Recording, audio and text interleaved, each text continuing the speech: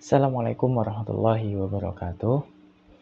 Saya Muhammad Fadil Ansori, mahasiswa Universitas Muhammadiyah Surakarta, semester 5 pada Prodi Pendidikan Agama Islam dengan NIM G00239144. Nah, di sini saya akan menjelaskan bagaimana cara manajemen dakwah dengan judul Kepemimpinan Dakwah, yang mana setelah ini saya akan menampilkan beberapa presentasi dari tampilan yang akan saya sampaikan. Jangan lupa untuk selalu menyimak. Silahkan menonton.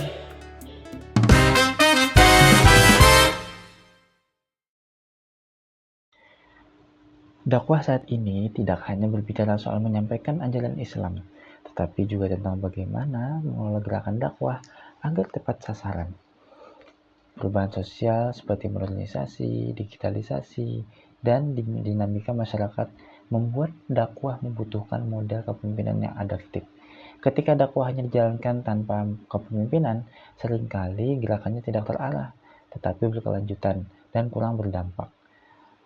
Nah, pada pengertian kepemimpinan dakwah ini, di sini ada 3 teman-teman ya. Nah, jadi kepemimpinan dakwah pada dasarnya adalah proses mempengaruhi umat untuk menjalankan ajaran Islam melalui perencanaan dan tindakan yang terarah. Jadi pemimpin dakwah bukan hanya seorang penceramah, tetapi seorang yang mampu menyatukan visi, menentukan strategi, serta menggerakkan tim dakwah menuju tujuan syar'i. Intinya, kepemimpinan dakwah adalah manajemen perubahan berbasis nilai-nilai Islam. Nah, selanjutnya, di sini ada dalilnya atau landasan. Nah, pada landasan kepemimpinan dalam dakwah salah satunya dapat kita temukan dalam Quran Surah Al-Imran ayat 104 yang memerintahkan agar ada sekelompok umat yang mengorganisasi amar ma'ruf dan nahi mungkar. Ayat ini menunjukkan bahwa dakwah perlu dipimpin dan dikelola. Seruan akan kebaikan bukan hanya tugas individual, tetapi aktivitas kolektif yang membutuhkan strukturnya, teman-teman ya, arahan dan juga koordinasi. Nah, di sini ada tujuan kepemimpinan dakwah. Tujuan dari kepemimpinan dakwah adalah untuk menciptakan masyarakat semakin beriman dan berakhlak melalui aktivitas dakwah yang efektif dan terencana. Kepemimpinan memungkinkan sumber daya potensi umat dan serta media dakwah digunakan secara optimal. Dengan kepemimpinan dakwah tidak hanya menyampaikan pesan, tetapi mengubah perilaku masyarakat secara bertahap dan terukur. Nah, pada karakter pemimpin dakwah harus memiliki karakter visioner yang mampu membaca kebutuhan umat dan arah perubahan zaman. Selain itu, moralitas dan keteladanan adalah menjadi pondasi utama, sebab dakwah adalah ajakan. Melalui contoh, kemampuan komunikasi juga sangat penting karena dakwah bersifat persuasif atau ajakan.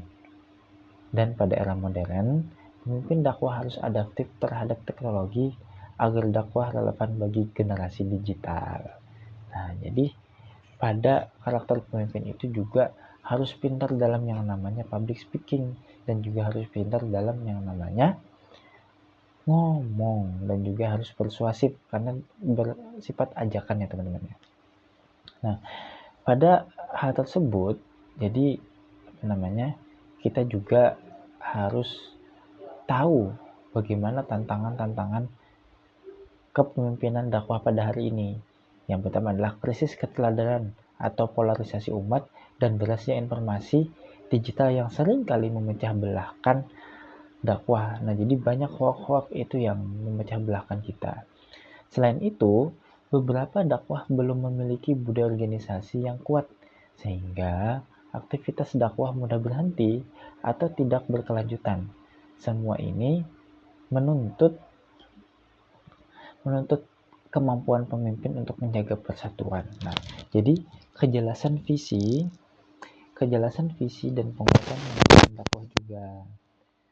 Nah, habis itu ada strategi nih teman-teman. Strategi Untuk menjawab tantangan tersebut, strategi yang ditawarkan antara lain adalah penguatan literasi keislaman dan literasi digital, dakwah berbasis kolaborasi dan komunitas, dan pemanfaatan media sosial secara positif.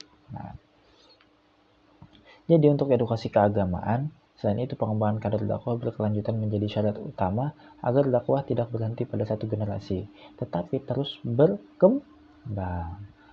Nah, habis itu ini ada contoh figur. Ini sini saya ngambil 3 contoh ya teman-teman ya.